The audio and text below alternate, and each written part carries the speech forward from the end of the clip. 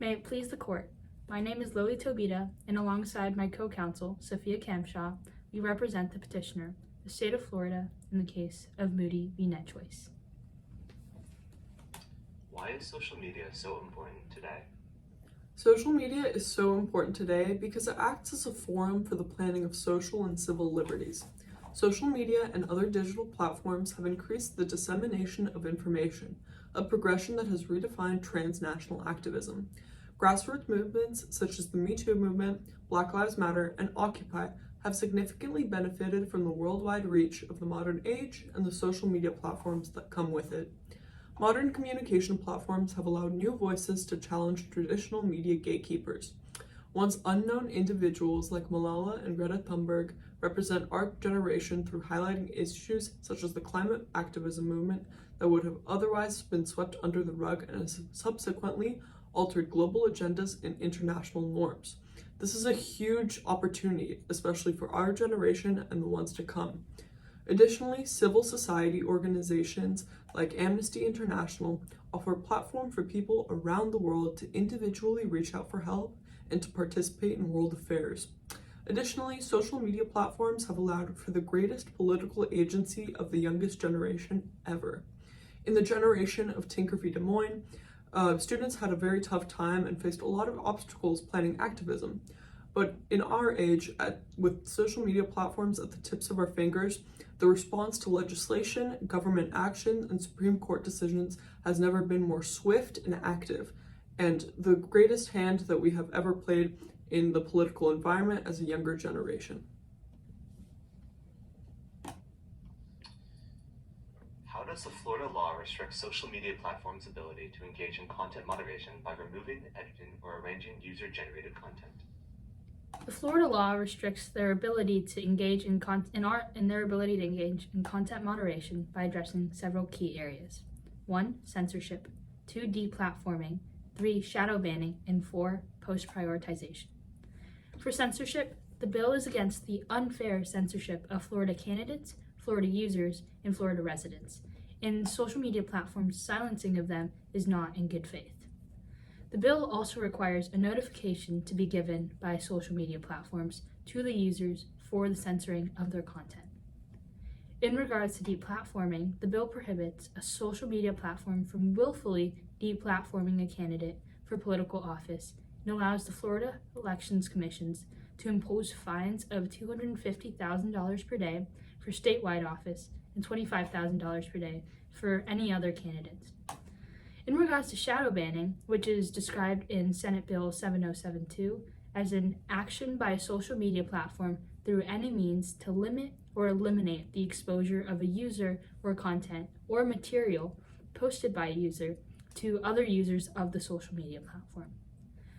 This Florida bill addresses this idea of shadow banning by suggesting that these platforms implement an opt-out feature, so users can actively choose whether or not to participate in this practice.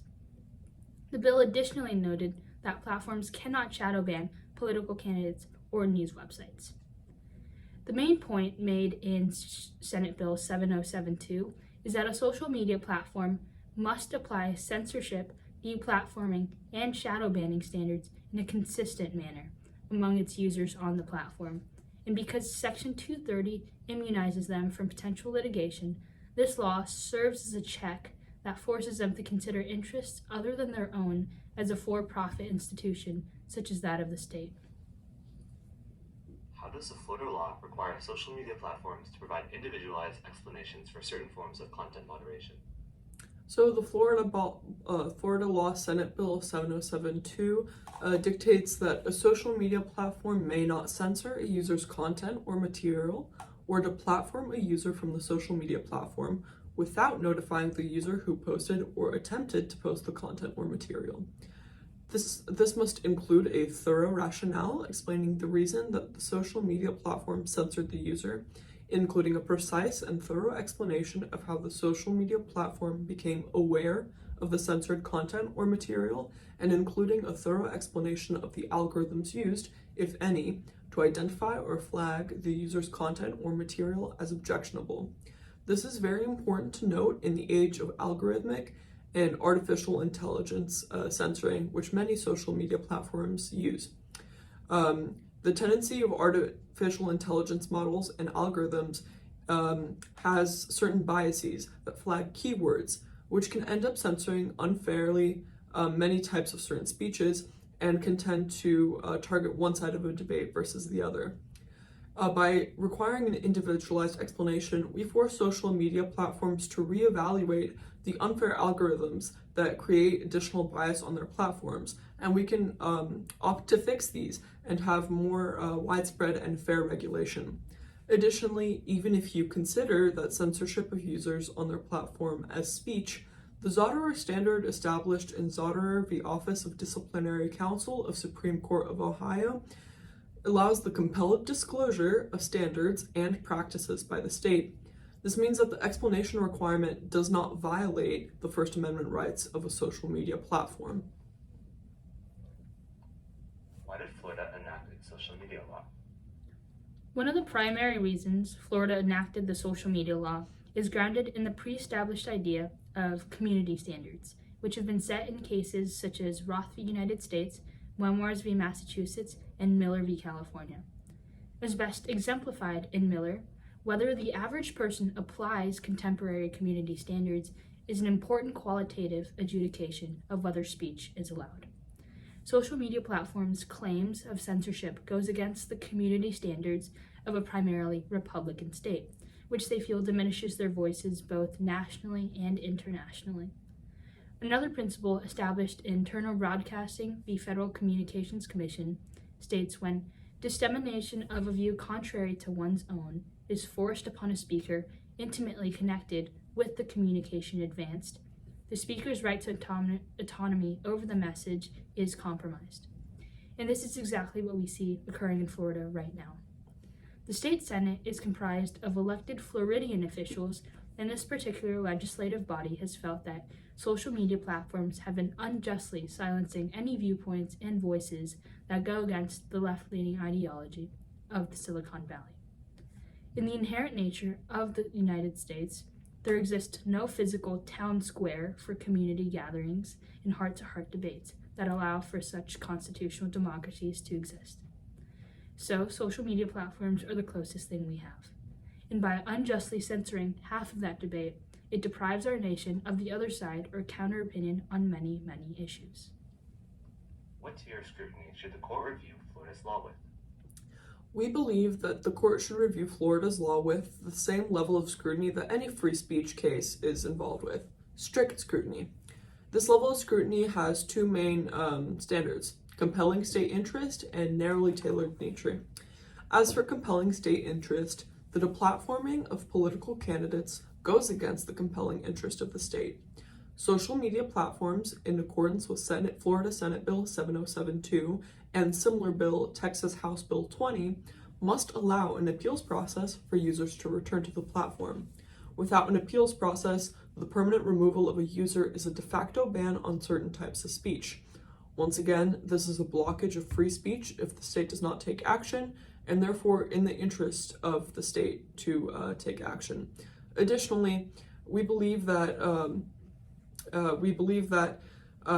it is naturally in the nature of the United States to participate in free speech as much as possible. Established in National Socialist Party v. Village of Skokie, it's established that a forum for one must be a forum for all, no matter how distasteful the speech might be to some. Additionally, the narrowly tailored nature is undoubtedly fulfilled.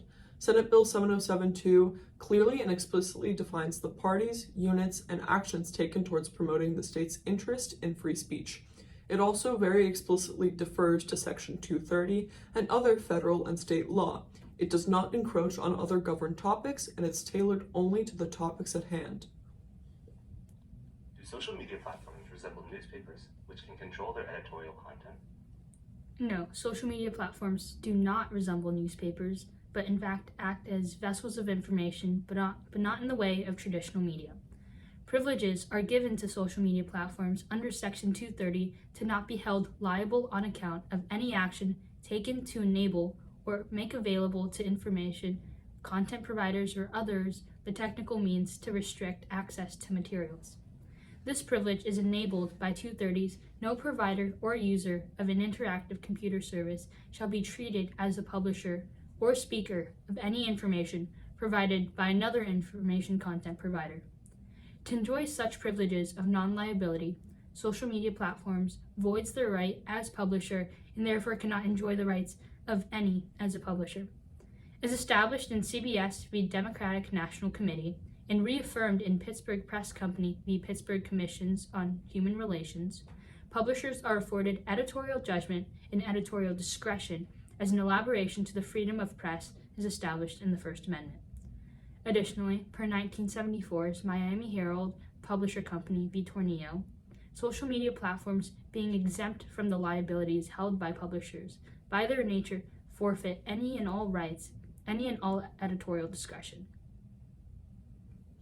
Does the compelled speech doctrine protect the rights of social media companies?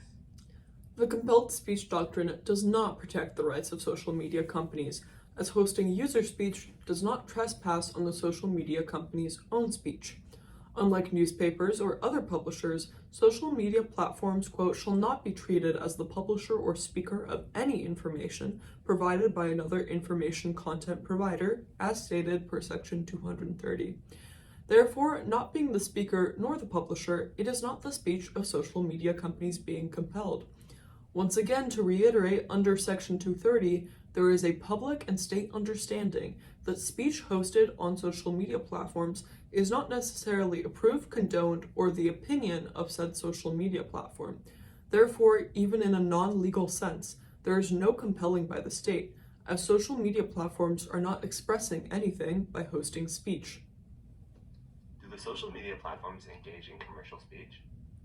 Yes, social media platforms do engage in commercial speech through their hosting of advertisements and their inherent nature as a for-profit business based in advertising.